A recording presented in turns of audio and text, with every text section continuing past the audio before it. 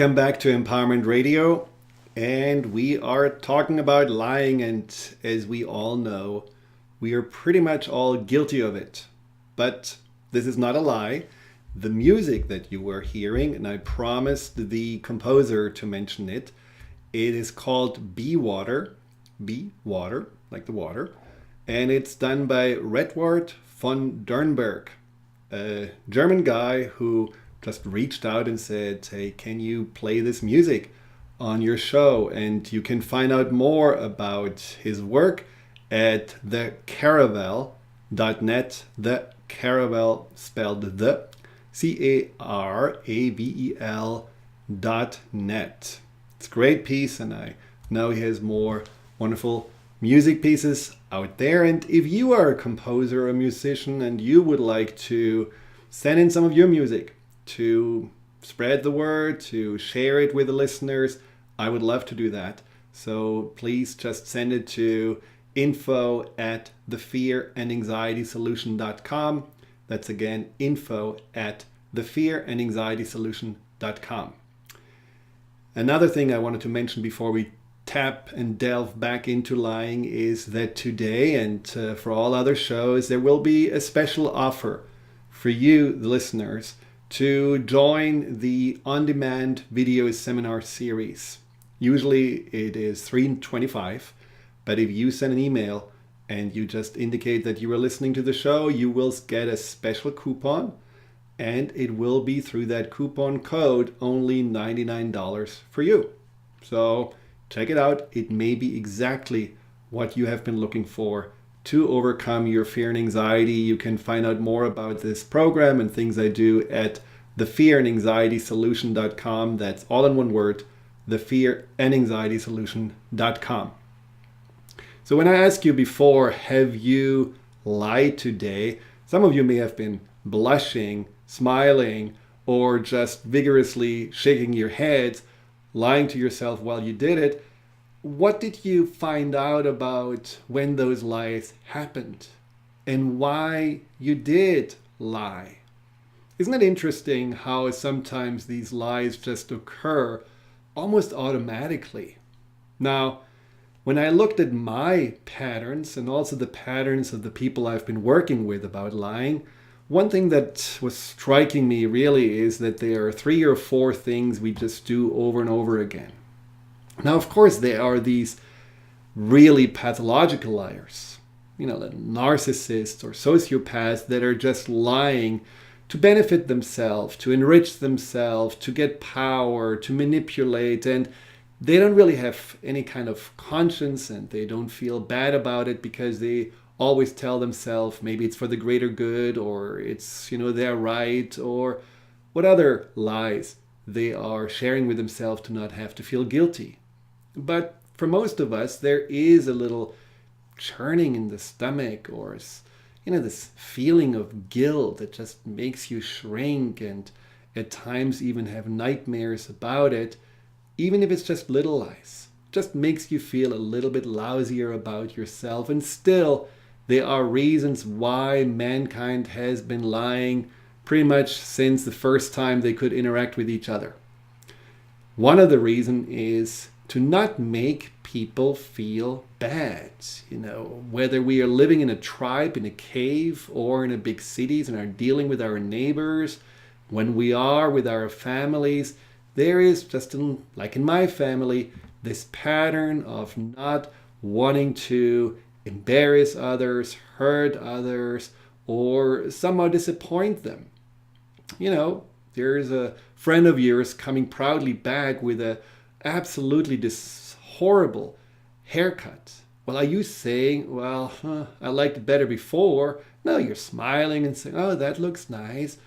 Or, your child is proudly, blaring out the song she learned at school, and you know that she cannot hold a tune, but you don't say to this little girl, oh, you know what, it's better if you learn to play an instrument, because you don't want to hurt her feelings. And that's all nice and good, right? I mean, the intentions are pure, and ultimately it's a sign of compassion and empathy. But when we really look a little bit deeper, isn't it also just self-defense? Are we not just not wanting to hurt others because we don't want them to feel bad about us? Are we not just trying to be nice so that we are looking good and don't get rejected or criticized by them? So in some ways, when we're honest, we are selfish. Even if we're saying we're doing it for others and for the sake of their well-being, we do it also to protect ourselves. And that is what I think happened early in the especially tribal consciousness. To be a part of the tribe, and being a part of the tribe was ultimately a matter of survival. Now, that is one aspect of lying, just this self-protection. And then there is the other aspect of lying, to gain some sense of importance, some self-worth. And I believe since the age of the internet and social media, that form of lying just became stronger and somehow more dominant. I mean, when you look at your own postings or the postings of others on Facebook and other outlets, well, you don't necessarily show yourself with the bad hair day, coming just right out of bed, feeling lousy and not wanting to go to work. And you don't show yourself sitting alone on the sofa on the weekend, eating your third bowl of cereal, feeling really, alone and without any friends. You are pretending that life is amazing. It's an adventure. Every day there is a new surprise and you are on top of it and you're always in a good mood and you're always feeling great. And that is certainly something that through this lying, which is ultimately just a distortion of the truth or a deletion of all the things that don't look so nice, you're putting a lot of pressure on yourself. And you're also putting a lot of pressure on others that watch you and that think that they have to measure up and be as good as you are and can't. So that form of lying, in some ways has existed, of course, before. I remember as a little boy, me and my friend were telling us great fibs about how amazing our fathers are and that we had buttons installed at home where when we push them, we can directly talk to space. And that's a part also of human nature, just to exaggerate and gain a sense of, I have one up on you. But again, it's a matter of when does it stop? Usually it should stop in our childhood. And what is really driving this behavior of always wanting to be better and getting some approval, ultimately, as we know, it's a deepest sense of insecurity and not feeling good enough, not feeling acceptable, not feeling that we can measure up. Now, and that's a really interesting part of lying, is that unconscious lying. The things we don't even know that we do. There was a study, and in that study, they had, I think, 20 or 30 participants just tell stories, ask, questions that they were supposed to answer, and afterwards, the researchers were fact-checking those stories and trying to illuminate what was the truth and what wasn't the truth. Now, interestingly, 60% of those participants actually lied at one or another time during the conversation. Everyone who was asked said, no, I just completely told the truth. And only after they were replayed the tape of the conversation, they realized that they actually had been lying, that it wasn't really the truth, and that they somehow had been dabbling in some fabrication, some fiction, or maybe just some little distortion of what happened. And they were not really aware of it. Now that is a form of lying most of us probably do on a daily basis. And somehow we don't really notice it. Somehow we are just keep on going with that story as if it's a track on its own without really stopping ourselves.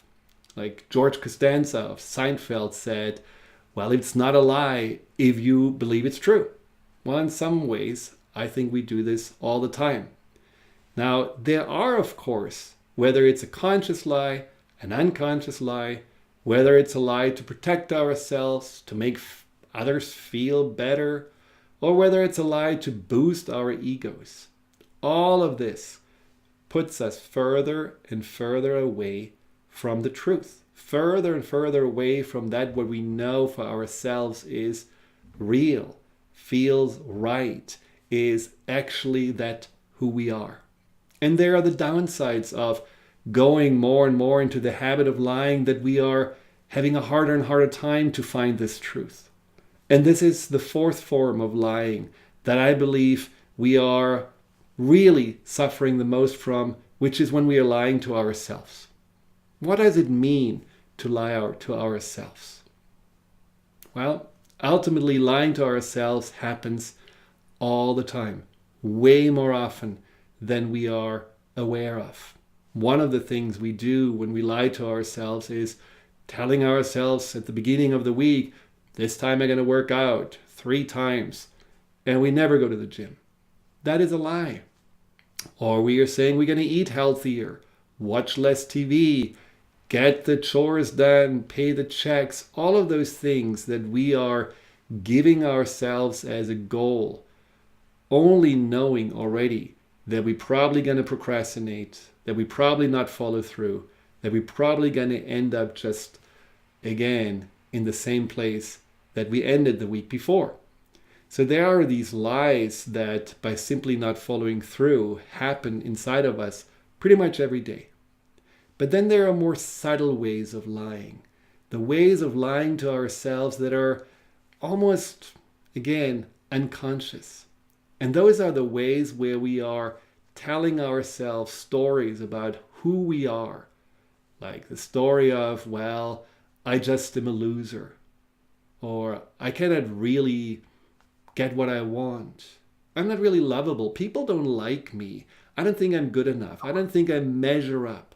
These form of lies that are lies, because you can ask maybe 50 people you know and they would say, no, this is not true. You're completely amazing. You have so much to, just show for yourself. You're liked by so many people. You have an unbelievable history behind you.